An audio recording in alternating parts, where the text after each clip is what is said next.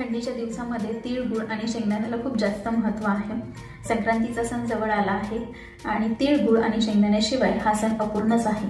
कुरकुरीत भाजलेले शेंगदाणे, खमंग भाजलेले तीळ आणि गुळ यांचा मिलाप म्हणजेच हा आपला पारंपरिक तीळ, गुळ आणि शेंगदाण्याचा लाडू. अतिशय सोपी अशी ही रेसिपी आहे. तर आपण step by step he recipe बघूया. चला तर मग सुरुवात करूया. तीळ, गुळ आणि शेंगदाण्याच्या लाडूसाठी लागणारं साहित्य आहे 1 किलो तीळ, पावशर शेंगदाणे, अर्धा किलो गुळ, थोडंसं तूप आणि एक 7-8 विलायची साखर बारीक करून घेतला आहे. आता आपण स्टेप बाय स्टेप रेसिपी बघूया. सर्वप्रथम आपण हे शेंगदाणे कढईमध्ये टाकूया. ते खरपूस असे भाजून घ्यायचे.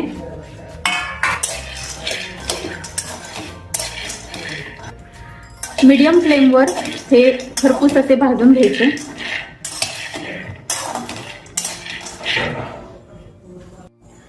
शेंगदाणे आता खरपूस भाजले आहेत. आता आपण ते काढून घेऊया. आता आपण ह्यामध्ये तीळ टाकूया. तेही मीडियम फ्लेमवर थोडेसे भाजून घ्यायचे.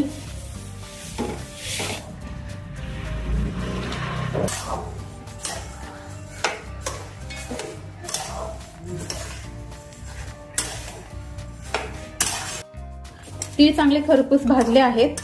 आता आपण ते काढून घेऊया. तीळ आता चांगले खरपूस भाजले आहेत. तडतड आवाज आला म्हणजेच ते खरपूस भाजले गेले आहेत. अशा प्रकारे हे भाजलेले शेंगदाणे आपण मिक्सरमध्ये बारीक करून घेतले आहेत. अशा पद्धतीने किसलेला गूळ आपण जे तीळ भाजले होते त्यामध्ये मिक्स करून घेतला आहे. आता हे वाटलेला शेंगदाण्याचा कूट आपण ह्यामध्ये टाकणार आहोत आणि हे व्यवस्थित मिक्स करून घ्यायचं.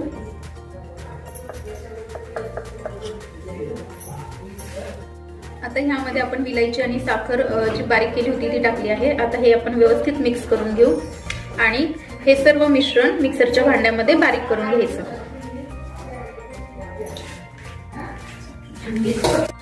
आता हे बारीक केलेलं मिश्रण आपण एका पातेल्यात घेतले आणि त्यामध्ये आपण 1 चमचा तूप टाकत आहोत आणि ते हलवून घ्यायचं व्यवस्थित.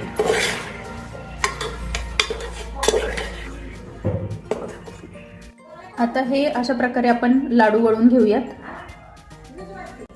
अशा पद्धतीने हे लाडू तयार आहेत. यामध्ये मला सांगायचं आहे की जर तुम्हाला तुपाचे प्रमाण थोडे वाढवायचे असेल, काहींना तूप जास्त आवडतं म्हणजे ते चांगले बांधले जातात अजून, किंवा गुळाचे प्रमाण वाढवायचे असेल तर तुमच्या आवडीनुसार तुम्ही ते वाढवू शकता. तर अशा पद्धतीने आपले हे हिवाळ्यासाठी, थंडीसाठी लाडू तयार आहेत.